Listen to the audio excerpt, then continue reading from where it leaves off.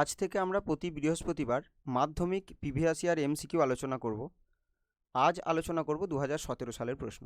প্রথম প্রশ্ন, কিছু ফুল সূর্যোদয়ের পর ফোটে কিন্তু সূর্যাস্তের সঙ্গে সঙ্গে বুঝে যায় এটি হলো এ ফোটোনেস্টি, বি সিসমোনেস্টি, সি কেমোনেস্টি এবং ডি থার্মোনেস্টি।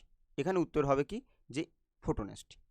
তো এখানে প্রথমেই যদি আমরা দেখি যে এখানে সূর্যোদয় এবং সূর্যাস্ত এই দুটো কথার উল্লেখ আছে। তো সূর্যাস্ত এবং সূর্যোদয় এই দুটোর সাথে সম্পর্কযুক্ত হচ্ছে কি আলো। তাহলে এখানে আলো কি, যে আলো এক প্রকার শক্তি, আলো এক প্রকার শক্তি যার ফলে কিন্তু অবশ্যই ফুলটা ফুটছে, যে আলো এক প্রকারের শক্তি যার প্রভাবে ফুলটা ফুটছে। তো তাই জন্যে এক্ষেত্রে আলোকে আমরা কি বলতে পারি যে উদ্দীপক। তাহলে উদ্দীপক সবসময় কি হয়, যে এক প্রকারের অভ্যন্তরীণ বা বাহ্যিক শক্তি যার প্রভাবে চলন সম্পন্ন হয়। তাহলে এখানে আমরা যদি দেখি যে উদ্দীপকের কখনো কখনো কি হয়, যে গতিপথ ও তীব্রতা এই অনুসারে যে কোনো চলন ঘটছে, কখনো শুধুমাত্র গতিপথ অনুসারে কোনো চলন ঘটছে, কখনো তীব্রতা অনুসারে কোনো চলন ঘটছে। তাহলে গতিপথ কার? উদ্দীপকের। তীব্রতা কার? উদ্দীপকের। তো এগুলো এই অনুযায়ী কোনো চলন সম্পন্ন হচ্ছে। তো যখন উদ্দীপকের গতিপথ ও তীব্রতা অনুসারে কোনো চলন সম্পন্ন হয় তখন আমরা সেই চলনকে কি বলি, যে ট্যাকটিক চলন। ট্যাকটিক। যদি গতিপথ অনুসারে কোনো চলন হতো তাহলে আমরা কি বলি, তাকে আমরা বলি ট্রপিক চলন। এবং যদি তীব্রতা অনুসারে হতো তাহলে আমরা তাকে কি বলতাম, তাকে বলতাম ন্যাস্টিক চলন। তো এখানে আমরা প্রত্যেকটা প্রশ্নে, প্রত্যেকটা অপশানে যদি দেখি যে একটা করে কমন শব্দ আছে, সেটা হচ্ছে কি ন্যাস্টি। একটা করে কমন আছে কি ন্যাস্টি। তাহলে এখানে কোন চলনের কথা বলা হচ্ছে? অবশ্যই ন্যাস্টিক চলনের কথা বলা হচ্ছে, অর্থাৎ তীব্রতা, উদ্দীপকের তীব্রতা অনুসারে চলনটা হচ্ছে। তো এখানে যদি দেখি প্রথমেই আছে কি ফোটোনেস্টি, তারপর কি সিসমোনেস্টি, তারপর কি কেমোনেস্টি এবং তারপর থার্মোনেস্টি। তো এখানে ফোটো বলতে কার কথা বলা হয়েছে? ফোটো বলতে বলা হয়েছে আলো। তো এখানে সিসমো বলতে কার কথা বলা হয়েছে? এটা হচ্ছে কি স্পর্শ, স্পর্শ। এবং কেমো বলতে কার কথা? সেটা হচ্ছে কি রাসায়নিক, রাসায়নিক পদার্থ। এবং থার্মো বলতে কার কথা বলা হয়েছে? থার্মো বলতে তাপ। তাহলে এখানে এই যে স্পর্শ, আলো, রাসায়নিক পদার্থ এবং তাপ, এগুলো কি? এগুলো সবই এক প্রকারের শক্তি, এক প্রকারের বাহ্যিক শক্তি, অর্থাৎ এরা সবাই উদ্দীপক। তাহলে এদের প্রভাবে যখন কোনো চলন সম্পন্ন হবে, এদের তীব্রতার প্রভাবে, তখন তাকে কি বলবো, ন্যাস্টিক চলন। তাহলে এখানে ফোটোনেস্টি বলতে কি আলোর প্রভাবে যখন হচ্ছে, তাহলে এর উদাহরণ আমরা কি বলতে পারি? এর উদাহরণ বলতে পারি পদ্ম, শালুক ইত্যাদির কথা বলতে পারি। যদি সিসমোনেস্টি অর্থাৎ স্পর্শের কথা বলি তাহলে কার কথা বলবো? অবশ্যই লজ্জাবতী। যদি রাসায়নিক পদার্থের ফলে হয় তাহলে সেটাকে আমরা কি বলবো, যেমন কলসপত্রীতে দেখতে পাবো, কলসপত্রী, যেখানে পতঙ্গ যাওয়া মাত্রই এই প্রোটিনের প্রভাবে তাদের লিডটা খুলে যাচ্ছে এবং সেখানে পতঙ্গরা আটকে যাচ্ছে। এবং তাপের প্রভাবে যদি বলি তাহলে যেমন টিউলিপ ফুল। তাহলে এগুলো কি থার্মোনেস্টিক চলন। তাহলে থার্মোনেস্টিক চলন কেন হয়? থার্মোনেস্টিক বলছি, ন্যাস্টিক চলন। তো ন্যাস্টিক চলন কিসের প্রভাবে হয়? উদ্দীপকের তীব্রতা অনুসারে। তো এখানে উদ্দীপক কি কি? স্পর্শ, আলো, রাসায়নিক পদার্থ, তাপ। তো এখানে যেহেতু সূর্যোদয়ের কথা বলা হয়েছিল অর্থাৎ আলো, তাই তাই এটা কি হবে? ফোটোনেস্টিক চলন। পরের প্রশ্ন, ডায়াবেটিস মেলিটাসে আক্রান্ত একজন ব্যক্তি নিচের কোন হরমোনটি যথেষ্ট মাত্রায় ক্ষরণ করতে অক্ষম? Option A adrenaline, option B insulin, option C thyroxine, option D testosterone. তো এখানে উত্তর কি হবে? এখানে উত্তর ইনসুলিন। তো প্রথমেই আমরা কি দেখব, যে একটা শব্দ ডায়াবেটিস মেলিটাস, এর সাথে সম্পর্কযুক্ত আরেকটা শব্দ প্রায় একই রকম, সেটা কি? যে ডায়াবেটিস ডায়াবেটিস ডায়াবেটিস ইনসিপিডাস। তাহলে একটা ডায়াবেটিস মেলিটাস এবং একটি ডায়াবেটিস ইনসিপিডাস। তো এবার এই যে ডায়াবেটিস মেলিটাস এই রোগটা কি? এই রোগের ক্ষেত্রে কি দেখা যায়, যে রক্তে রক্তে গ্লুকোজের মাত্রা বৃদ্ধি পায়। এবং যদি আমরা ডায়াবেটিস ইনসিপিডাসের ক্ষেত্রে দেখি, তাহলে এখানে কি দেখা যাবে যে ঘন ঘন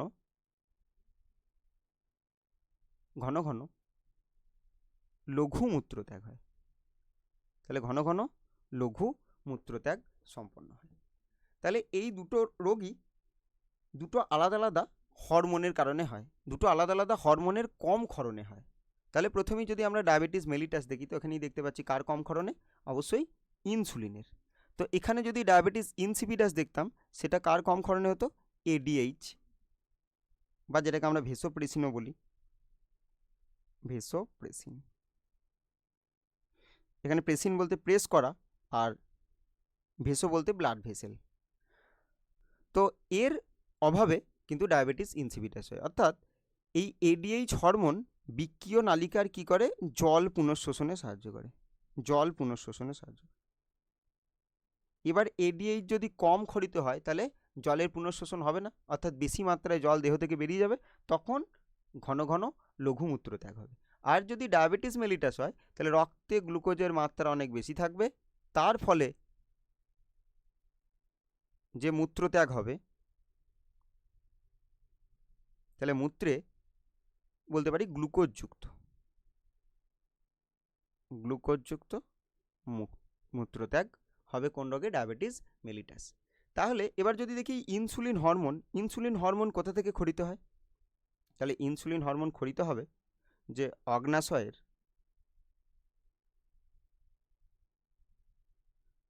আইলেটস অফ ল্যাঙ্গারহ্যান্সের বিটা কোষ থেকে। তাহলে এখান থেকে কি ইনসুলিন ক্ষরিত হয়। এবার যদি আমরা বলি এডিএইচ কোথা থেকে ক্ষরিত হয়, তাহলে এডিএইচ ক্ষরিত হবে অগ্র পিটুইটারি থেকে, পশ্চাৎ পিটুইটারি, ভুল বললাম, কোথা থেকে, পশ্চাৎ পিটুইটারি থেকে।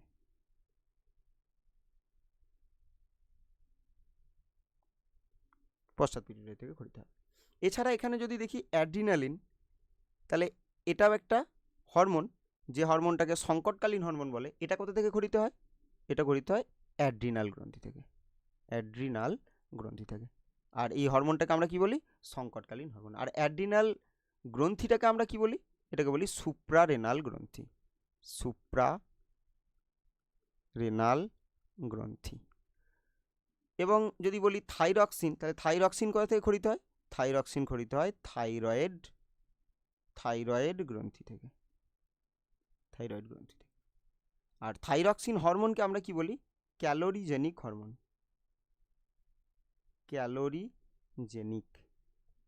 Calorigenic hormone. কারণ কি, এটা বিএমআর এর সাথে সম্পর্কযুক্ত। আর টেস্টোস্টেরন, এটা কোথা থেকে ক্ষরিত হয়, তাহলে এটা ক্ষরিত হবে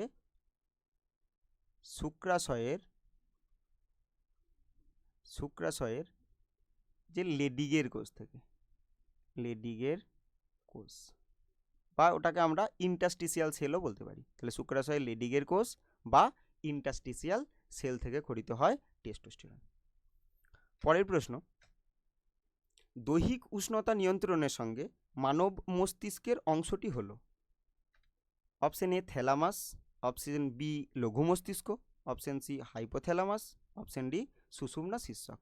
তো এখানে উত্তর কি হবে, হাইপোথ্যালামাস। তাহলে দৈহিক উষ্ণতা নিয়ন্ত্রণের সাথে যুক্ত হচ্ছে হাইপোথ্যালামাস। এছাড়াও হাইপোথ্যালামাসে থাকে ক্ষুধা কেন্দ্র, যার জন্য আমাদের খিদে পায়। আবার আমরা বলতে পারি তৃষ্ণা কেন্দ্র।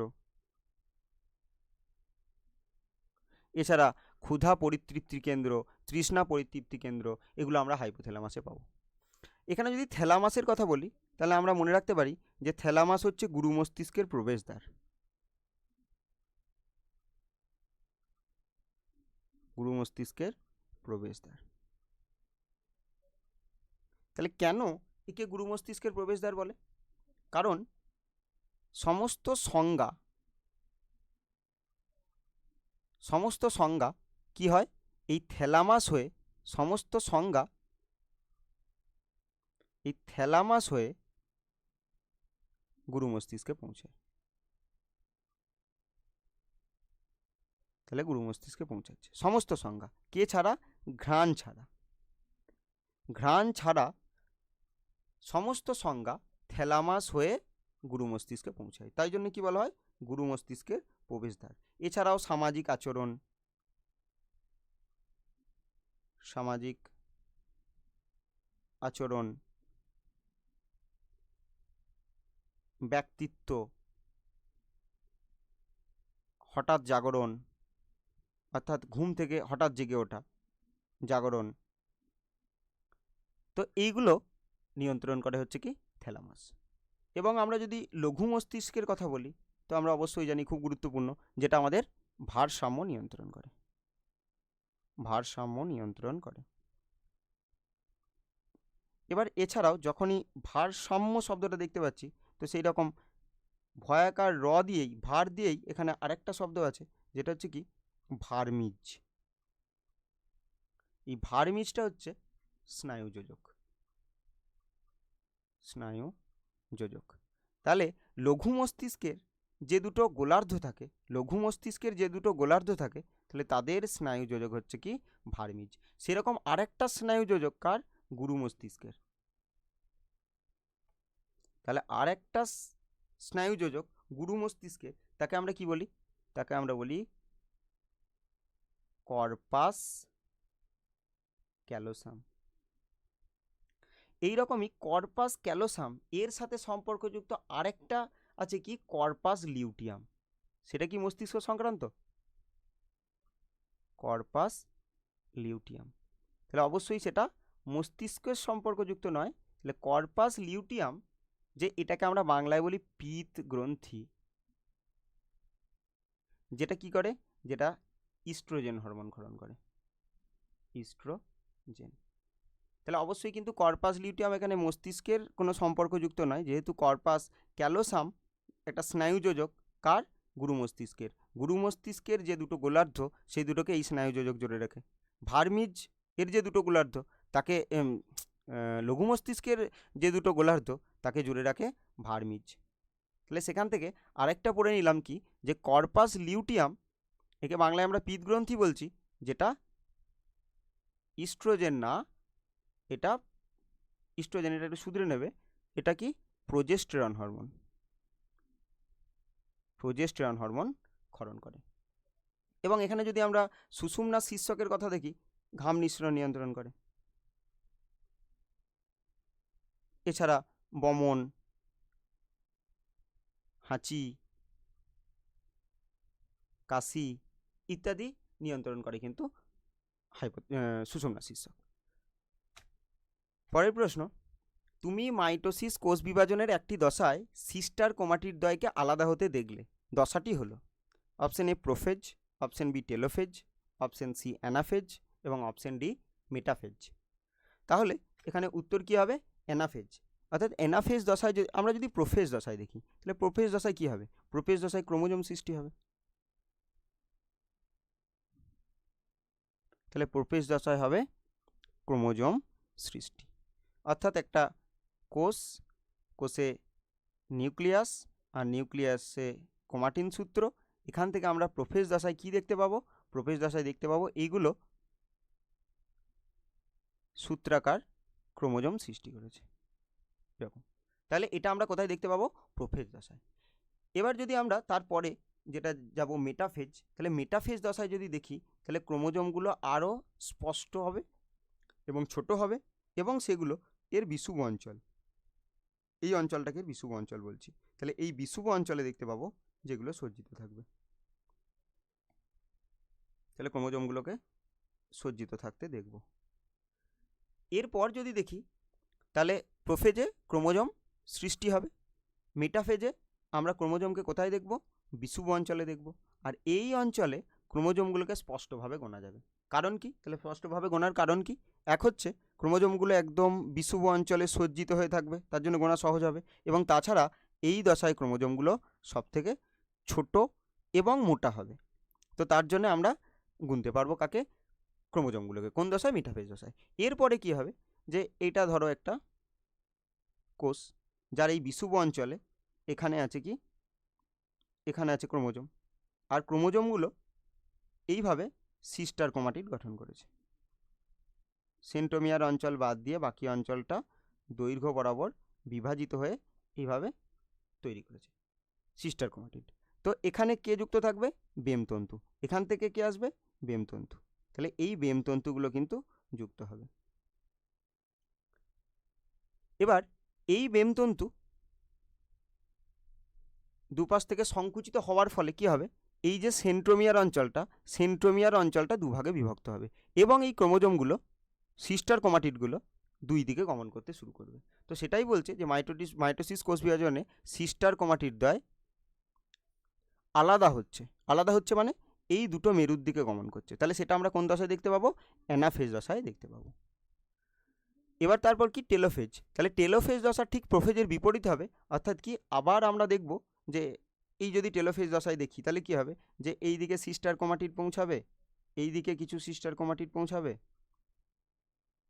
এইগুলো থেকে আবার ধীরে ধীরে এখানে একটা দেখব সম্পূর্ণ নিউক্লিয়াস গঠন, এখানে দেখব একটা সম্পূর্ণ নিউক্লিয়াস গঠন।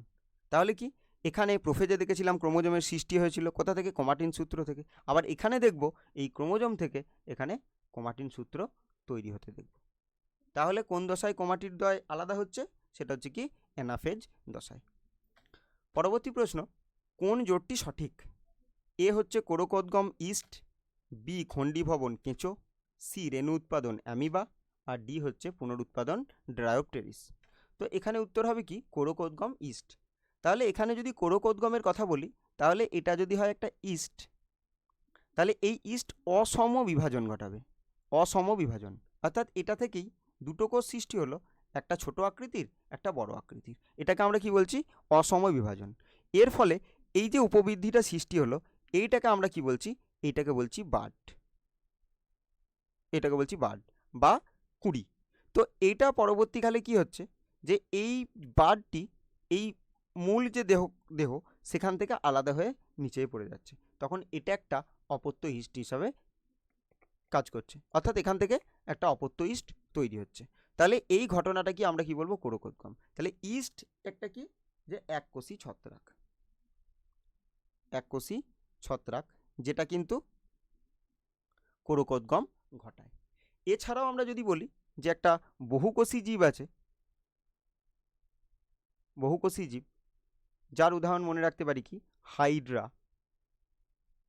সেও কিন্তু কোরকোদ্গম ঘটায়। অর্থাৎ এটা যদি হাইড্রা হয়,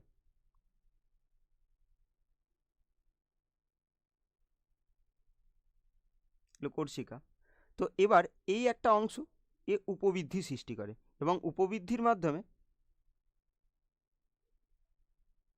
এরকম একটা অংশ সৃষ্টি করে যেটাকে আমরা বাট বলতে পারি, যেটা পরবর্তীকালে দেখা যাচ্ছে যে এটা নিচে পড়ে গিয়ে তাহলে এটাও একটা হাইড্রা সৃষ্টি করে। তাহলে এটাকে কি বলছি? কোরকোদ্গম। তাহলে কোরকোদ্গম কার দেখা যায়? ইস্টের মনে রাখবো এককোষী ছত্রাক হিসাবে, এবং বহুকোষী জীব হিসাবে মনে রাখতে পারি কি? যে হাইড্রা। পরের অপশান কি ছিল? খণ্ডীভবন। তাহলে খণ্ডীভবন কেঁচো, অর্থাৎ আমরা যদি দেখি যে একটা এরকম স্পাইরোগাইরা রয়েছে এবং সেই স্পাইরোগাইরার এই খণ্ডে খণ্ডে বিভক্ত হয়ে গেল এবং প্রত্যেকটা খণ্ড কি তৈরি করলো? স্পাইরোগাইরা সৃষ্টি করলো। বা বলতে পারি যে একটা স্পাইরোগাইরা ছিল, তার একটা খণ্ড আলাদা হয়ে গেল আর এখান থেকে এটাও কিন্তু একটা স্পাইরোগাইরা সৃষ্টি করলো। তাহলে সেটাকে কি বলবো আমরা? খণ্ডীভবন বা ফ্র্যাগমেন্টেশন। এরপর আসছে কি? রেণু উৎপাদন। রেণু উৎপাদন এটা আমরা যদি দেখতে পারি, এটা ছত্রাকের দেখতে পাবো, এটা আমরা ব্রায়োফাইটের দেখতে পাবো, আর দেখতে পাবো টেরিডোফাইট। তাহলে এই প্রত্যেকে, এই যে ছত্রাক, ব্রায়োফাইট, টেরিডোফাইট, এরা প্রত্যেকে যেটা উৎপাদন করে সেটা হচ্ছে কি? রেণু। তাহলে প্রত্যেকে রেণু উৎপাদন করে, আর সেই রেণুটা যদি কোথাও গিয়ে পড়ে এবং সেখানে যদি ফেভারেবল কন্ডিশন পায় তাহলে সেখান থেকে কিন্তু আবার একটা সম্পূর্ণ জীব সৃষ্টি করবে, একটা সম্পূর্ণ জীব সৃষ্টি করবে। তাহলে কি বললাম? যদি এই ছত্রাক, ব্রায়োফাইটা, টেরিডোফাইটা এদের রেণু কোনো ফেভারেবল কন্ডিশন পায় যেখানে পড়বে, তাহলে সেখানে সম্পূর্ণ জীব সৃষ্টি করছে। অর্থাৎ রেণু উৎপাদন কাদের মধ্যে আমরা দেখতে পাবো? ছত্রাকের মধ্যে দেখতে পাবো, ব্রায়োফাইটের মধ্যে দেখতে পাবো, টেরিডোফাইটের মধ্যে দেখতে পাবো। আর রেণুকে আমরা বলতে পারি অযৌন জননের একক। তাহলে রেণু অযৌন জননের একক। এবার আমরা যদি বলি যৌন জননের একক, তাহলে অবশ্যই মনে রাখবো যৌন জননের একক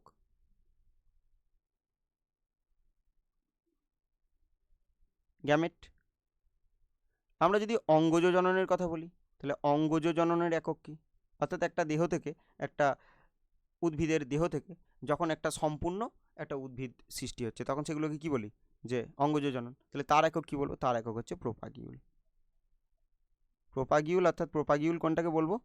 যে একটা উদ্ভিদ অঙ্গ, একটা উদ্ভিদের অংশ যেটা একটা সম্পূর্ণ জীব সৃষ্টি করতে পারে, তাহলে সেটাকে কি বলবো? প্রোপাগিউল। তাহলে এবার কি দেখবো? পুনরুৎপাদন। তাহলে কোরকোদ্গম হলো খণ্ডীভবন, রেণু উৎপাদন এবং পুনরুৎপাদন। তাহলে পুনরুৎপাদন আমরা কার দেখি? এখানে দেখতে পাবো কার? প্ল্যানেরিয়া। প্ল্যানেরিয়া। তাহলে প্ল্যানেরিয়া একটা প্লাটিহেলমিনথিস পর্বের একটা প্রাণী। তাহলে তাকে দেখা যায় যদি যে একটা এই চ্যাপ্টা আকৃতির একটা প্রাণী, তো এটাকে যদি অনেকগুলো টুকরে কাটা হয়, তো যতগুলো টুকরো করা হবে ঠিক ততগুলোই আবার কি হবে? প্ল্যানেরিয়া তৈরি হবে। তো এই ঘটনাটাকে আমরা কি বলছি? পুনরুৎপাদন বা রিজেনারেশন। তাহলে পুনরুৎপাদন কার দেখা যায়? প্ল্যানেরিয়া দেখা যায়। পরের প্রশ্ন, জনন অঙ্গ এবং জনন গ্রন্থির পরিপূর্ণতা ঘটে মানব পরিস্ফুটনের কোন দশাতে? তাহলে এ হচ্ছে শৈশব, বি বয়ঃসন্ধি, সি হচ্ছে বার্ধক্য দশা এবং ডি হচ্ছে সদ্যজাত। তাহলে জনন অঙ্গ, এখানে কি বলা হচ্ছে? যে জনন অঙ্গ এবং জনন গ্রন্থির পরিপূর্ণতা। তাহলে এটা যখন ঘটছে সেটা অবশ্যই কোথায়? বয়ঃসন্ধি দশায়। তাহলে এবার কি, যে এই বয়ঃসন্ধিতে দেখা যাবে কি আমাদের যদি মানব পরিস্ফুটনের যে বিভিন্ন দশাগুলো যদি দেখি, তাহলে সবার প্রথম বলবো সদ্যজাত। সদ্যজাত। তারপর কি বলবো? তারপর বলবো শৈশব। তারপর কি বলবো? বয়ঃসন্ধি। আর তারপর কি বলবো? যে প্রাপ্তবয়স্ক। এবং একদম শেষে হচ্ছে বার্ধক্য। তাহলে যদি সদ্যজাত বলি, একদম শুরুতে ওই একটা বাচ্চার জন্ম হলো, তারপরই সেটাকে আমরা কি বলবো? সদ্যজাত। এবং তারপর এটা প্রায় 2 মাস, তাকে আমরা কি বলতে পারি? সদ্যজাত। এবং তারপর কি বলবো? তারপর শৈশব, এটা 11 বছর পর্যন্ত আমরা তাকে শৈশব বলতে পারি। এবং 12 থেকে যদি 19 বছরের কথা বলি, তাহলে সেটা হচ্ছে বয়ঃসন্ধি। আর 19 বছরের পর একদম 60 বছর পর্যন্ত কি বলবো? প্রাপ্তবয়স্ক। এবং 60-এর ঊর্ধ্বে তাহলে আমরা তাকে কি বলবো? বার্ধক্য। তাহলে আমরা যদি দেখি যে এই মানব বিকাশের এই যে ধাপগুলো রয়েছে, তার মধ্যে এই বয়ঃসন্ধি একটা সময়, যে সময়ে যত অন্তঃক্ষরা গ্রন্থি আছে, অন্তঃক্ষরা গ্রন্থি আছে, তো সেগুলো সব থেকে বেশি প্রকাশ পাবে, অর্থাৎ সেগুলো তার সব থেকে বেশি ক্ষরণ ঘটাবে। তাহলে কি হবে এখানে উত্তর? এখানে উত্তর হবে বয়ঃসন্ধিকাল। এবং যদি দেখি বার্ধক্য দশা, তাহলে বার্ধক্য দশায় কি দেখা যাবে? যে এখানে কিন্তু যে সমস্ত আমাদের অঙ্গযন্ত্র বা বলতে পারি এখানে হরমোন, উৎসেচক যা বলি, সব কিছু কিন্তু কমতে থাকবে। তাহলে কোন দশায়? বার্ধক্য দশায়। আর বয়ঃসন্ধি দশায় ওই হরমোনের ক্রিয়া, উৎসেচকের ক্রিয়া কিন্তু সব থেকে বেশি হবে। তাহলে এখানে কি বলছে? জনন অঙ্গ এবং জনন গ্রন্থির পরিপূর্ণতা, অর্থাৎ এখানে সমস্ত অন্তঃক্ষরা গ্রন্থির ক্রিয়াশীলতা সব থেকে বেশি থাকবে এবং যখন জনন অঙ্গ এবং জনন গ্রন্থির পরিপূর্ণতা ঘটবে। তাহলে এবার আমরা যদি দেখি এই জনন অঙ্গ বা জনন গ্রন্থির পরিপূর্ণতাতে সাহায্য করে সেটা কোন হরমোন, তাহলে সেটা আমরা বলবো যে গোনাডোট্রপিক হরমোন। Gonadotropic hormone. তাহলে এখানে এই গোনাডোট্রপিক হরমোনগুলোতে মেনলি আমরা এখানে আপাতত এখানে যেটা মনে রাখবো সেটা হচ্ছে একটা কি? টেস্টোস্টেরন। টেস্টোস্টেরন। এবং আরেকটা কি মনে রাখবো? আরেকটা মনে রাখবো ইস্ট্রোজেন। ইস্ট্রোজেন। কারণ কি? ইস্ট্রোজেনের ক্ষেত্রে কি করে? স্ত্রী দেহে বৃদ্ধি ঘটায় এবং টেস্টোস্টেরন কি করে? পুরুষ দেহের বৃদ্ধি ঘটায়। পুরুষ দেহের বৃদ্ধি ঘটায় বলতে কি? এই যে জনন অঙ্গ এবং জনন গ্রন্থির পরিপূর্ণতা ঘটায়। পরের প্রশ্ন, মটর গাছের নিম্নলিখিত বৈশিষ্ট্যগুলির মধ্যে প্রচ্ছন্ন বৈশিষ্ট্যটি হলো? এ হচ্ছে কুঞ্চিত বীজ, বি হলুদ রঙের বীজ, সি বেগুনি রঙের ফুল, আর ডি হচ্ছে কাক্ষিক পুষ্প। তাহলে এখানে উত্তর কি হবে? কুঞ্চিত বীজ। জানতে চেয়েছে কি? প্রচ্ছন্ন বৈশিষ্ট্য। এবার মেন্ডেল মটর গাছের যে 7 জোড়া বৈশিষ্ট্য বেছে নিয়েছিলেন, তো সেগুলো কি সংক্রান্ত? প্রথম একটা যদি বলি, সেটা তো গাছের উচ্চতা সংক্রান্ত। একটা তো গাছের উচ্চতা সংক্রান্ত। আর 2 নম্বর যদি বলি, 2 আর 3, এই দুটোকে একসাথে বলি যে এটা ফুল সংক্রান্ত। তাহলে ফুল সংক্রান্ত কি? একটা হচ্ছে ফুলের বর্ণ, একটা হচ্ছে ফুলের অবস্থান। এবার আমরা যদি 4 আর 5 বলি তাহলে এইগুলো কি? এগুলো হচ্ছে বীজ সংক্রান্ত। তাহলে এগুলো কি? এগুলো বীজ সংক্রান্ত। তাহলে বীজের কি? একটা হচ্ছে বর্ণ আর বীজের একটা কি? আকার। এবং যদি বলি 6 এবং 7 তাহলে এগুলো কি সংক্রান্ত? এগুলো হচ্ছে ফল সংক্রান্ত। তাহলে ফল সংক্রান্ত একটা কি? একটা হচ্ছে বর্ণ আর একটা হচ্ছে আকার। তাহলে এবার আমরা যদি দেখি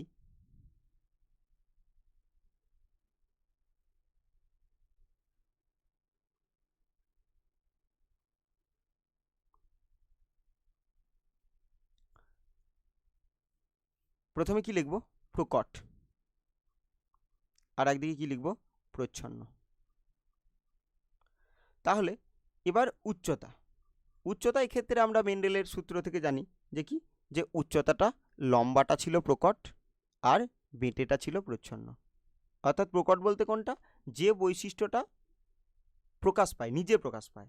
আর প্রচ্ছন্ন কোনটা? যেটা একটা প্রকট বৈশিষ্ট্যের উপস্থিতিতে সে প্রকাশ পায় না, হোমোজাইগাস অবস্থায় পায়, কিন্তু এটা কোনো প্রকট থাকলে তার সাথে সে প্রকাশ পায় না, তখন প্রকটটাই পায়। বেশ, এবার কি বলছি? যে ফুলের বর্ণ। এবার ফুলের বর্ণ, এবার যদি আমরা ভাবি যে একটা ফুল ফুল যদি কালারফুল হয় তাহলে সে কী করবে? পতঙ্গদের আকৃষ্ট করতে পারবে। ঠিক আছে? তো এইবার ফুল যদি পতঙ্গদের আকৃষ্ট করতে পারে, আমরা ধরে নিচ্ছি সেই ধর্মটা ফুলের জন্য বেশি গুরুত্বপূর্ণ। আর এখানে এর পরে যা বৈশিষ্ট্যগুলো আমরা দেখব সব ধরে রাখবো যে গুরুত্বপূর্ণ বৈশিষ্ট্যগুলো প্রকট বৈশিষ্ট্য। এটা কোনো নিয়ম নয়, এটা মনে রাখার জন্য বলছি যে যত দেখব গুরুত্বপূর্ণ বৈশিষ্ট্যগুলো সেগুলো প্রকট। অর্থাৎ বর্ণ, আমরা যদি দেখি মটর গাছের বর্ণ, মটর গাছের ফুলের বর্ণ দুটো, একটা হচ্ছে সাদা এবং একটা হচ্ছে কি বেগুনি। তাহলে এক্ষেত্রে বেগুনি বর্ণটা তার ক্ষেত্রে বেশি গুরুত্বপূর্ণ হবে, কারণ কি? পরাগযোগ ঘটাতে সাহায্য করবে। এবং আরেকটি হচ্ছে সাদা। এরপর কি? অবস্থান। তাহলে ফুলের অবস্থান। অবস্থান যদি বলি যে একটা টার্মিনাল পজিশন, একদম শীর্ষস্থ জায়গায় যদি একটা ফুল হয়ে যায় তাহলে এই অংশটার কিন্তু আর বৃদ্ধি হবে না। কিন্তু যদি দেখি যে একটা গাছ আর এর পুষ্প ঠিক এই জায়গায় হচ্ছে, এটা কক্ষ বলে, এই জায়গায় হচ্ছে, তাহলে কিন্তু বৃদ্ধিতে প্রভাব পড়বে না। তাহলে যদি একটা এই জায়গায় হচ্ছে বা একটা এই জায়গায় হচ্ছে, এগুলোকে কি বলবো? কোথায় ঘটছে? এর কক্ষগুলোতে, সেগুলো কি বলবো? কাক্ষিক মুকুল। তাহলে এই মুকুলটা তার গাছের ক্ষেত্রে ভালো হবে, আর এই অংশটায় যদি হয় তাহলে কি বলছি? তার আর বৃদ্ধি ঘটবে না। যেহেতু শীর্ষে মুকুল হয়ে যাচ্ছে তাহলে সেই সেই যে অঙ্গটা সেটা আর কি হবে না? বৃদ্ধি পাবে না। তাই কি বলছি? যে ফুলের অবস্থান কিন্তু যেটা কাক্ষিক হবে সেটা প্রকট, আর যেটা শীর্ষস্থ হবে সেটাকে কি বলবো? প্রচ্ছন্ন। এবার বীজ। তাহলে বীজের ক্ষেত্রে অর্থাৎ যে মটরটা আছে সেই মটরটার কথা বলছি। তাহলে একটা মটর, তাহলে মটরের যা আমরা যখন যেগুলোকে আমরা বাড়িতে খাবার জন্য অর্থাৎ ঘুগনি বানানোর জন্য যেগুলোকে ব্যবহার করি, তো সেগুলোর ক্ষেত্রে দেখা যাবে কি? যেগুলো আমরা হলুদ ব্যবহার করি, অবশ্যই সবুজ নয়। তাহলে সেটা থেকে আমরা কি মনে রাখতে পারি? যে হলুদ যেটা সেটা হচ্ছে প্রকট। তাহলে বীজের বর্ণ হলুদ, প্রকট। নিশ্চয়ই আমরা ঘুগনি বানানোর জন্য সবুজকে নিই না, অর্থাৎ আমরা কি বলছিলাম? যেগুলো গুরুত্বপূর্ণ সেগুলো প্রকট, আমরা মনে রাখার জন্য এটা বলছি। বেশ, তাহলে কি হবে? সবুজটা হবে প্রচ্ছন্ন। এবং যদি বীজের আকারের কথা বলি তাহলে বীজের আকার একটা গোল হতে পারে, আর একটা কি হতে পারে? এরকম, ঠিক গোল নয়, কুঞ্চিত। তাহলে অবশ্যই এখানে দেখে বুঝতে পারছি কি? আমরা অবশ্যই কিনলে এটাকে কিনবো, এটাকে নয়। তাহলে এইটা হচ্ছে প্রকট, অর্থাৎ কি? গোলাকার। আর কি বলবো? কুঞ্চিত। এবার কি দেখছি? বর্ণ কার? ফলের। তাহলে ফল বলতে মটরশুঁটি। তাহলে এই একটা মটরশুঁটি। তাহলে অবশ্যই এটাকে আমরা যখন বাজার থেকে কিনবো, এটা সবুজ কেনাটা বেশি পছন্দ করব, অবশ্যই হলুদ নয়। তাহলে সবুজটা কিনতে বেশি পছন্দ করব। তাহলে এক্ষেত্রে ফলের ক্ষেত্রে আমরা মনে রাখবো কি? সবুজটা হচ্ছে প্রকট আর হলুদটা হচ্ছে প্রচ্ছন্ন। এবং আকারের কথা যদি বলি, এইটাকে আমরা পরিপুষ্ট বলতে পারি, এটা পরিপুষ্ট। আর একটা হচ্ছে কনস্ট্রিক্টেড, এরকম এরকম। তাহলে এইটা আমরা নেব না, এটাকে আমরা প্রচ্ছন্ন বলবো, এটাকে আমরা বলতে পারি খাঁজযুক্ত। খাঁজযুক্ত। তাহলে এই খাঁজযুক্ত যেটা রয়েছে সেটা কিন্তু প্রচ্ছন্ন। তাহলে আমরা কোনটাকে প্রকট বলবো? পরিপুষ্টটাকে। তাহলে আমরা অবশ্যই বাজারে গেলে এই সবুজ রঙের ঠিক এই রকম দেখতে যে মটরশুঁটিটা তাকেই কিনবো। তাহলে আকারের ক্ষেত্রে কি বলছি? যে পরিপুষ্টটা প্রকট, এবং প্রচ্ছন্ন কোনটা? খাঁজযুক্ত। পরের প্রশ্ন, capital Y small Y capital R small R জিনোটাইপযুক্ত মটর গাছ থেকে কত ধরনের গ্যামেট উৎপন্ন হয়? তাহলে এখানে 1, 4, 2 এবং 3। তাহলে উত্তর কি হবে? উত্তর হচ্ছে 4। অর্থাৎ আমরা এখানে দেখব যে এই হচ্ছে এটা বড় ওয়াই, এটা ছোট ওয়াই, একটা বড় আর, একটা ছোট আর। তাহলে ওয়াই এর এটা দুটো, তাহলে ওয়াই এর এটা আমরা দেখতে পাচ্ছি কি যে ওয়াই দুই ধরনের ভাবে আমরা সাজাতে পারি। আর যদি দেখি আর, তাহলে আর কেও আমরা দুই ভাবে সাজাতে পারি। তাহলে 2 × 2 সমান কত হবে? 4। তাহলে এইভাবে আমরা গ্যামেট বের করতে পারি। অথবা আমরা এটা বলতে পারি যে 2^2, যেহেতু এখানে দুটো আলাদা আলাদা জোড় আছে, তাহলে 2^2 সমান 4। আমরা অবশ্যই এইরকমভাবে মনে রাখতে পারি, তাহলে ভুল হওয়ার সম্ভাবনা কিন্তু কম থাকবে। এরকমভাবে ভাবতে পারি। কখনো যদি আমরা দেখি যে এখানে ওয়াই আর বড় ওয়াই আছে, এবং যদি দেখি বড় আর ছোট আর আছে, তাহলে প্রথমেই কি দেখব? এই দুটোর মধ্যে এই দুটো একই রকম, তাই এটা 2 না লিখে 1 লিখব, যেহেতু দুটো একই রকম। আর এর দুটো যে দেখতে পাচ্ছি দুটো আলাদা আলাদা, তাই ইন্টু আমরা 2 লিখব। তখন আমরা কি বুঝবো? যে এটা দুই ধরনের গ্যামেট উৎপন্ন হচ্ছে। আবার যদি আমরা দেখি এ এ, বি বি, আর সি সি, এটা যদি আছে, তাহলে দেখতে পাচ্ছি এটা দুই রকম। এখানে দেখতে পাচ্ছি 2, আর এখানে দেখতে পাচ্ছি 2। তাহলে এগুলোকে গুণ করে দেবো, তাহলে টোটাল কটি হবে? 8টি গ্যামেট। তাহলে এখানে কি দেখতে পাচ্ছিলাম? যে এটা 2 প্রকার আর এটাও 2 প্রকার, তার জন্য 2 × 2 সমান 4। তাহলে উত্তর এখানে হচ্ছে কত? 4। পরের প্রশ্ন, হিমোফিলিয়ার বাহক মাতা ও স্বাভাবিক পিতার কন্যা সন্তানদের হিমোফিলিয়া আক্রান্ত হওয়ার সম্ভাবনা হলো। তো এখানে 75%, এ 75%, বি হচ্ছে 50%, সি হচ্ছে 100%, আর ডি 0%। তাহলে এখানে উত্তর কি? 0%। তো এবার আমরা যদি দেখি যে আমরা যদি ধরে নিই যে আমরা জানি যে হিমোফিলিয়া একটা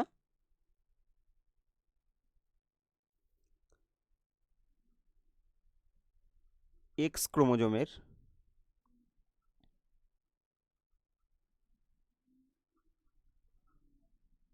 প্রচ্ছন্ন জিন ঘটিত রোগ। তাহলে এখানে এক্স ক্রোমোজোমের যখন বলছি, তাহলে কি বুঝতে পারছি? যে এই রোগটা এক্স ক্রোমোজোমের কোনো ত্রুটির জন্য হচ্ছে। আর যদি প্রচ্ছন্ন জিন ঘটিত যদি দেখি, তাহলে আমরা বুঝতে পারছি যে রোগটা শুধুমাত্র প্রচ্ছন্ন অবস্থায় প্রকাশ পায়। তাহলে আমরা যদি ধরি যে একটা বড় হাতের এইচ, যেটাকে আমরা ধরছি স্বাভাবিক, ছোট হাতের এইচ তাকে ধরছি ত্রুটিপূর্ণ, এবং এক্স ক্রোমোজোমের কথা যদি বলি, তাহলে একটা যদি মাতা হয়, তাহলে তার এক্স ক্রোমোজোম কটা থাকবে? 2টি। আর পিতা হলে এক্স ক্রোমোজোম কটা থাকবে? একটা। আর একটা থাকবে কি? ওয়াই। আর কি দেখতে পাচ্ছি যে হিমোফিলিয়া রোগটা কীরকম? এক্স ক্রোমোজোম গঠিত। তাহলে রোগটা অবশ্যই ওয়াই ক্রোমোজোমে থাকবে না, থাকবে কোথায়? এক্স ক্রোমোজোমে। তাহলে এবার বলছি কি? বাহক মাতা। তাহলে বাহক মানে কি? সে কিন্তু রোগাক্রান্ত নয়, অর্থাৎ একটা বড় হাতের এইচ আছে। আর যেহেতু বাহক বলেছে, তাহলে কি বুঝতে পারছি? সেই রোগটা বহন করে, অর্থাৎ একটা ত্রুটিপূর্ণ জিন তার মধ্যে আছে। তাহলে এক্স ক্যাপিটাল এইচ, এবং এখানে লিখলাম এক্স স্মল এইচ। এবং বলছে স্বাভাবিক পিতা, তাহলে স্বাভাবিক পিতা মানে তার রোগ নেই, আর রোগ না থাকলে এক্স ক্রোমোজোমে থাকবে, তাহলে এক্স এইচ। আর ওয়াই ক্রোমোজোমের সাথে হিমোফিলিয়ার কোনো সম্পর্ক নেই। তাহলে এক্ষেত্রে মাতার জিনোটাইপ হচ্ছে এটা, আর পিতার জিনোটাইপ এটা। আমরা কি থেকে বুঝলাম? এই প্রশ্ন থেকে। তাহলে হিমোফিলিয়ার বাহক মাতা, তাহলে হিমোফিলিয়ার বাহক যেহেতু, তাহলে কি আমরা দেখলাম যে একটা ত্রুটিপূর্ণ জিন থাকবে, একটা স্বাভাবিক জিন থাকবে। তার এক্স ক্রোমোজোম থাকবে দুটো, যেহেতু মাতা, তাহলে দুটো এক্স ক্রোমোজোম, একটাতে স্বাভাবিক, একটাতে ত্রুটিপূর্ণ। এবং পিতা যেহেতু স্বাভাবিক বলেছিল, তাহলে কি হবে? একটা এক্স ক্রোমোজোম, একটা ওয়াই ক্রোমোজোম, আর এক্স ক্রোমোজোমে কোনটা আছে? যে স্বাভাবিক জিনটাই আছে। তাহলে এদের যদি আমরা দেখি গ্যামেট উৎপন্ন হবে, মাতার তাহলে গ্যামেট উৎপন্ন হবে 2 প্রকার, একটা এক্স বড় হাতের এইচ আর একটা এক্স ছোট হাতের এইচ। আর পিতার যদি বলি, তাহলে কি হবে? একটা এক্স বড় হাতের এইচ আর একটা ওয়াই ক্রোমোজোম। এবার এদের যদি ক্রস করি, তাহলে কি হবে? এখানে করি,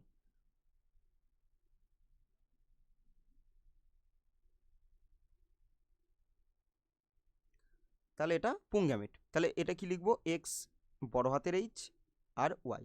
আর এখানে কি লিখবো? এক্স বড় হাতের এইচ আর এক্স ছোট হাতের এইচ। তাহলে এখানে কি হবে? তাহলে এই ঘরটাতে কি লিখবো? এটার এখানে লিখবো, আর এটার এখানে লিখবো। তো অর্থাৎ এক্স বড় হাতের এইচ এই ঘরটার জন্য, আর এটার জন্য কি হবে? এটাও এক্স বড় হাতের এইচ। আর এখানে কি লিখবো, এক্স বড় হাতের এইচ আর ওয়াই, এখানে লিখবো এক্স বড় হাতের এইচ আর এক্স ছোট হাতের এইচ, আর এখানে কি লিখবো এক্স ছোট হাতের এইচ আর কি লিখবো ওয়াই। তাহলে এবার যদি দেখি এখানে কন্যা সন্তান, তাহলে কন্যা সন্তান কোনটা হচ্ছে এটা, আর কন্যা সন্তান এটা। তাহলে এখানে কি দেখতে পাচ্ছি, একটা বড় হাতের এইচ আছে, একটা ছোট হাতের এইচ আছে, তার জন্য এটা রোগাক্রান্ত নয়, এটা অবশ্যই বাহক। আর এখানে দেখতে পাচ্ছি দুটোই বড় হাতের এইচ আছে, তাহলে এটা কি স্বাভাবিক। তাহলে এই দুটো কন্যা সন্তান এদের মধ্যে কেউই আক্রান্ত নয়, অর্থাৎ কত হবে 0%। এবার যদি পুত্রদের মধ্যে আক্রান্ত বলতো তাহলে কি দেখতাম, তাহলে এই দুটোর মধ্যে যে আক্রান্ত এই একজন, তাহলে যদি শুধু পুত্রদের মধ্যে আক্রান্ত বলি তাহলে এখানে 50% আক্রান্ত হতো আর 50% স্বাভাবিক হতো। আর যদি মোট সন্তানদের মধ্যে আক্রান্ত বলতাম তাহলে দেখতাম মোট সন্তান কত আছে 4টে, আক্রান্ত কতজন শুধু একজন, তাহলে 1/4, তখন উত্তর হতো 25%। তাহলে এবার জানতে চেয়েছে কন্যা সন্তানদের মধ্যে হিমোফিলিয়া আক্রান্ত, তাহলে দেখতে পাচ্ছি এখানে কোনো কন্যা সন্তানই হিমোফিলিয়া দ্বারা আক্রান্ত হচ্ছে না, তো তাই জন্য এটা উত্তর কী হবে 0%। পরের প্রশ্ন, পৃথিবীতে প্রাণের সৃষ্টির সময় পরিবেশে যে গ্যাসটি অনুপস্থিত ছিল সেটি হলো।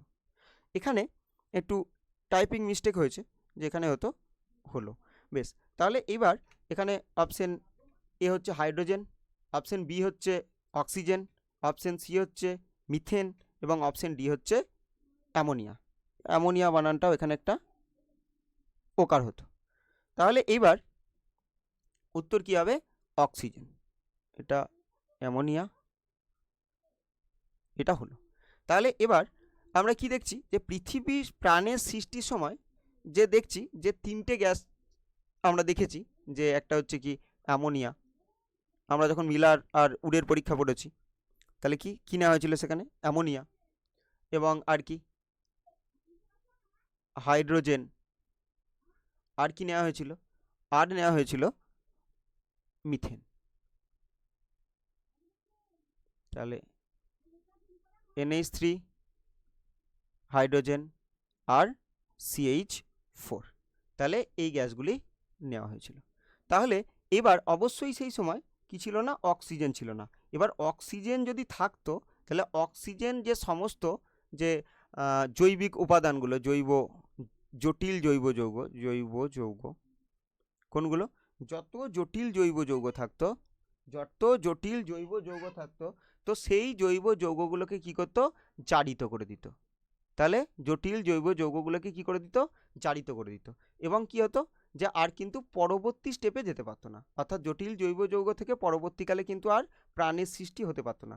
যেভাবে এখন আর সমুদ্রে কিন্তু যে কোনোভাবেই যে জটিল জৈব যৌগগুলো একত্রিত হয়ে কি সৃষ্টি হতে পারে না, কোনো প্রাণ সৃষ্টি হতে পারে না, সেটা কিন্তু তখনও পারতো না। তো তার জন্য কি বলছি যে প্রাণের সৃষ্টির সময় পরিবেশে যে গ্যাসটি অনুপস্থিত ছিল সেটি হচ্ছে কি অক্সিজেন ছিল না। বেশ, আর যদি বলি যে অ্যামোনিয়া হাইড্রোজেন মিথেন এটা কি অনুপাতে ছিল, তাহলে মিথেনটা 2 অনুপাত ছিল, অ্যামোনিয়া 2 অনুপাত ছিল এবং হাইড্রোজেন কিন্তু 1 অনুপাতে ছিল। আর মিলার আর উডে তার জন্য পরীক্ষা করার সময় কিন্তু এই অনুপাতেই নিয়ে পরীক্ষাটা করেছিলেন এবং অ্যামাইনো অ্যাসিড এবং কিছু জৈব অ্যাসিড তৈরি করতে সক্ষম হয়েছিলেন। পরের প্রশ্ন, সমবৃত্তীয় অঙ্গের বৈশিষ্ট্য হলো, এ হচ্ছে উৎপত্তিগতভাবে ভিন্ন এবং কাজও ভিন্ন, বি হচ্ছে উৎপত্তিগতভাবে ভিন্ন কিন্তু কাজ একই, সি অপসারী বিবর্তনকে নির্দেশ করে, ডি হচ্ছে উৎপত্তিগতভাবে ও গঠনগতভাবে এক। তাহলে উত্তর কি হবে, উত্তর হচ্ছে উৎপত্তিগতভাবে ভিন্ন কিন্তু কাজ একই।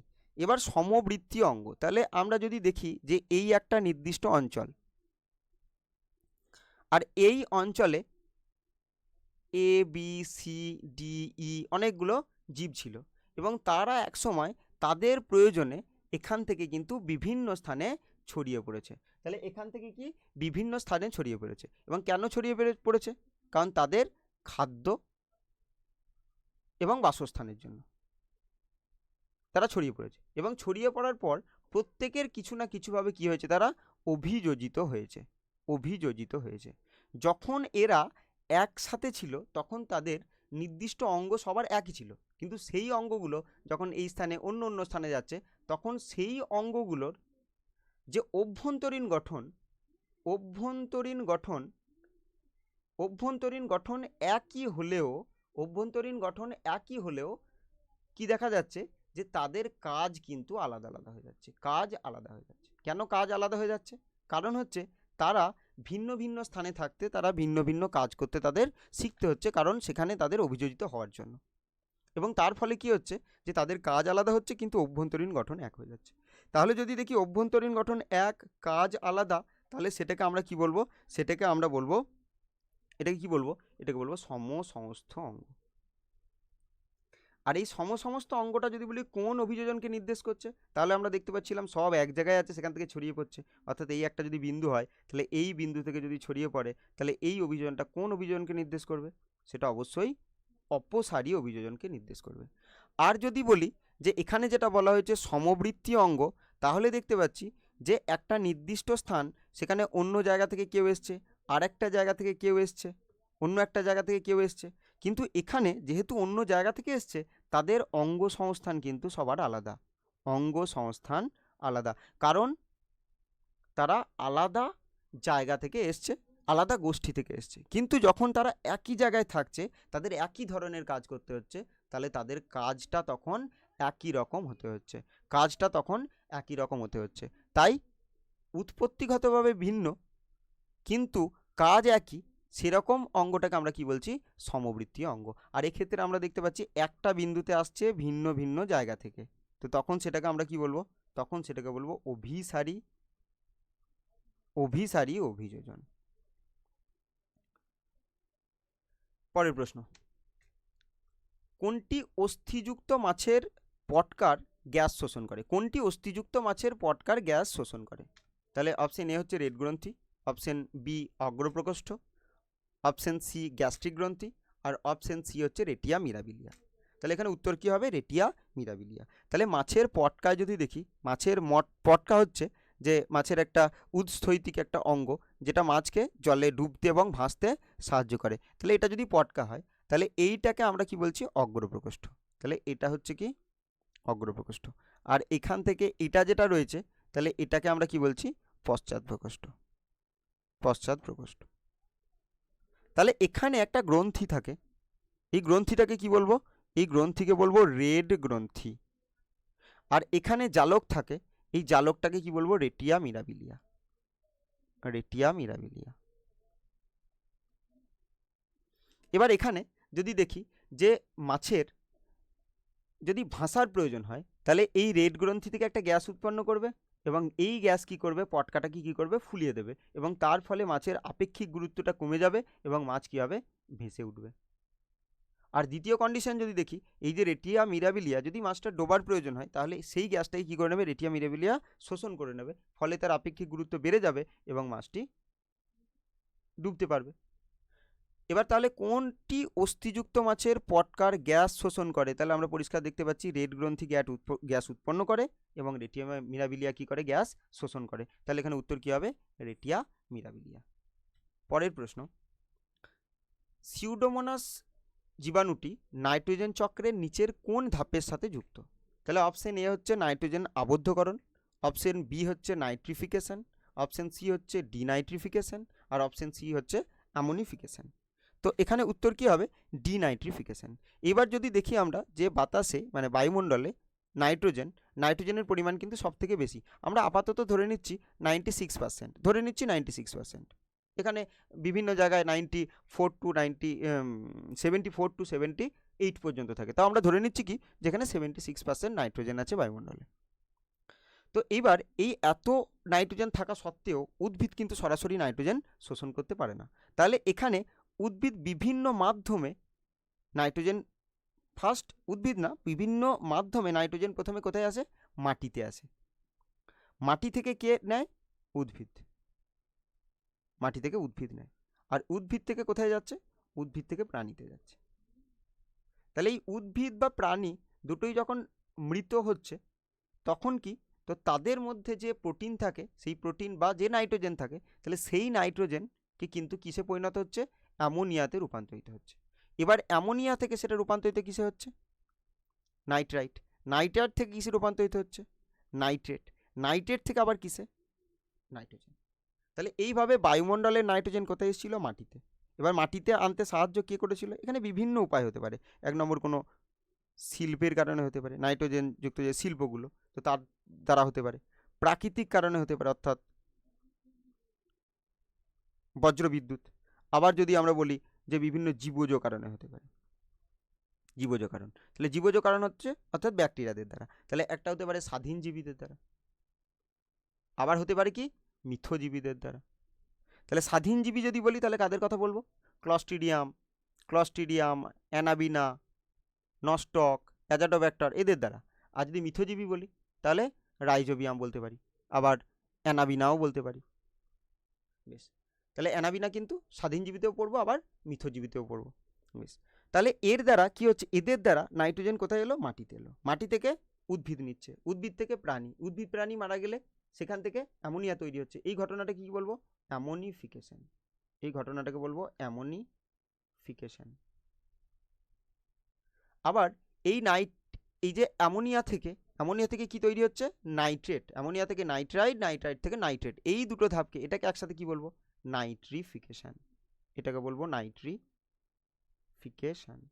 আর তারপর এই যে নাইট্রেট থেকে কি তৈরি হচ্ছে? নাইট্রোজেন তৈরি হচ্ছে। তাহলে এইটাকে আমরা কি বলবো? এটাকে আমরা বলবো ডিনাইট্রিফিকেশন। তাহলে এখানে ঘটছে কি? ডিনাইট্রিফিকেশন। তাহলে এখানে এই ডিনাইট্রিফিকেশনে যে সাহায্য করে তাহলে হচ্ছে সেটা কি? সিউডোমোনাস। এবার আমরা যদি বলি এখানে অ্যামোনিফিকেশনে কে সাহায্য করে, তাহলে কি বলবো? Bacillus ramosus, Bacillus mycoides. আর NO2 থেকে যদি NO3-তে বলি তাহলে সেখানে কি বলবো? নাইট্রোব্যাক্টর। তাহলে এরা কিন্তু সাহায্য করে। অর্থাৎ সিউডোমোনাস জীবাণুটি নাইট্রোজেন চক্রের কোন ধাপের সাথে যুক্ত? তাহলে এখানে উত্তর কি হবে? ডিনাইট্রিফিকেশন। এবার নাইট্রোজেন আবদ্ধকরণ কোনটা? নাইট্রোজেন আবদ্ধকরণ হচ্ছে এই N2 থেকে N2টা মাটিতে মেশা। তাহলে এটাকে বলবো নাইট্রোজেন আবদ্ধকরণ। কাদের জন্য হয়? অ্যানাবিনা, নস্টক, ক্লস্ট্রিডিয়াম, অ্যাজাটোব্যাক্টর, রাইজোবিয়াম, এদের জন্য হয়। এবার নাইট্রিফিকেশন কোনটাকে বলছি? NH3 থেকে NO2, NO2 থেকে NO3।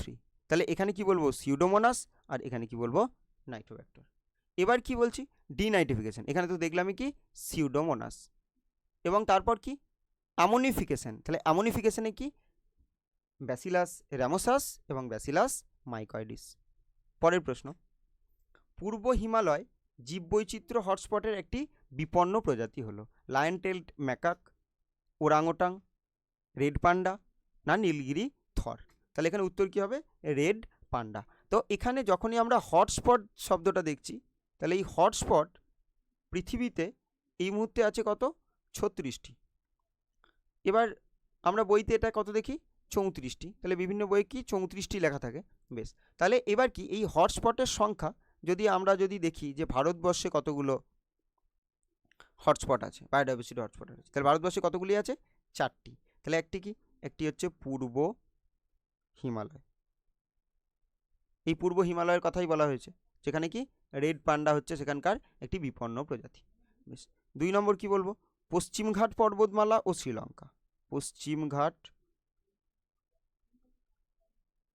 পর্বতমালা ও শ্রীলঙ্কা। 3 নম্বর যদি বলি তাহলে হচ্ছে কি? ইন্দো বর্মা। আর 4 নম্বর হচ্ছে কি? সুন্দাল্যান্ড। তাহলে এই মুহূর্তে কতগুলো ভারতে? এই 4টি কিন্তু হটস্পট আছে।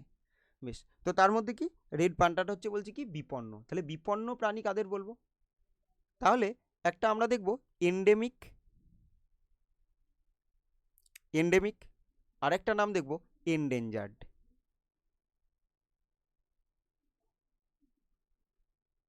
তাহলে এন্ডেঞ্জার্ড, তাহলে একটা এন্ডেমিক আর একটা এন্ডেঞ্জার্ড। তাহলে এন্ডেমিক বলতে কি? এন্ডেমিকের বাংলা অর্থ হচ্ছে কি? আঞ্চলিক। আর এন্ডেঞ্জার্ড মানে হচ্ছে কি? বিপন্ন। তাহলে কোনো আঞ্চলিক প্রজাতি, অর্থাৎ সেই প্রজাতিটাকে শুধুমাত্র সেই একটা নির্দিষ্ট অঞ্চলে পাওয়া যাচ্ছে, সেটাকে আমরা বলবো এন্ডেমিক প্রজাতি। আর যার অবস্থা খুবই বিপন্ন, অর্থাৎ খুব কমতে থাকছে প্রতি মুহূর্তে, তাহলে তাকে কি বলবো? এন্ডেঞ্জার্ড। যার সংখ্যা খুব কমে যাচ্ছে তাকে কি বলবো? এন্ডেঞ্জার্ড। তাহলে এখানে হটস্পটের যদি আমরা শর্ত বলি তাহলে একটা হচ্ছে কি? এন্ডেমিক, একটা এন্ডেঞ্জার্ড। অর্থাৎ কোনো একটা অঞ্চলে 1500-র বেশি সংবহন কলাযুক্ত আঞ্চলিক প্রজাতি থাকতে হবে, আর তার মধ্যে 75% এন্ডেঞ্জার্ড হতে হবে, তখন সেটাকে আমরা কি বলবো? হটস্পট।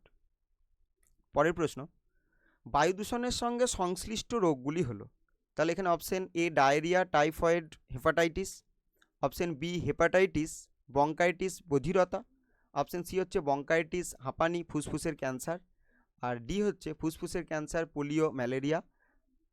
এবার এখানে উত্তর কি হবে? বঙ্কাইটিস, হাঁপানি এবং ফুসফুসের ক্যান্সার। তাহলে এগুলো কি? এগুলো হচ্ছে বায়ু দূষণের সঙ্গে সংশ্লিষ্ট রোগ। তো এখানে আরও যদি দেখি যে এখানে ফুসফুসের ক্যান্সারও কিন্তু বায়ু দূষণের সাথে সম্পর্কিত ছিল, কিন্তু কি এখানে যে এই পোলিও, ম্যালেরিয়া এগুলো নয়। তাহলে পোলিও একটা ভাইরাস ঘটিত রোগ, এটা জলবাহিত। ম্যালেরিয়া যদি দেখি যে একটা প্রোটোজোয়া ঘটিত রোগ, যেটা মশাবাহিত একটা রোগ। এছাড়া এখানে যদি দেখি হেপাটাইটিস, এটা একটা ভাইরাস ঘটিত রোগ। তাহলে এগুলোর মধ্যে যে তিনটে একসাথে যেগুলো বায়ু দূষণের সাথে সম্পর্কিত, সেখানে এখানে অপশন কী হবে? বঙ্কাইটিস, হাঁপানি এবং ফুসফুসের ক্যান্সার। তো এরপর যে একটা অ্যাক্টিভিটি, যে মানব মস্তিষ্কের কোন অংশ দেহের ভারসাম্য রক্ষা করে? অবশ্যই এই প্রশ্নের উত্তরও আজকের ভিডিওতেই আলোচনা হয়েছে, তো সেখান থেকে তোমরা কমেন্ট করবে যে অপশন এ গুরু মস্তিষ্ক, অপশন বি লঘু মস্তিষ্ক, অপশন সি থ্যালামাস এবং অপশন ডি হাইপোথ্যালামাস। তো এটার কি উত্তর হবে তোমরা অবশ্যই কমেন্ট বক্সে জানাবে।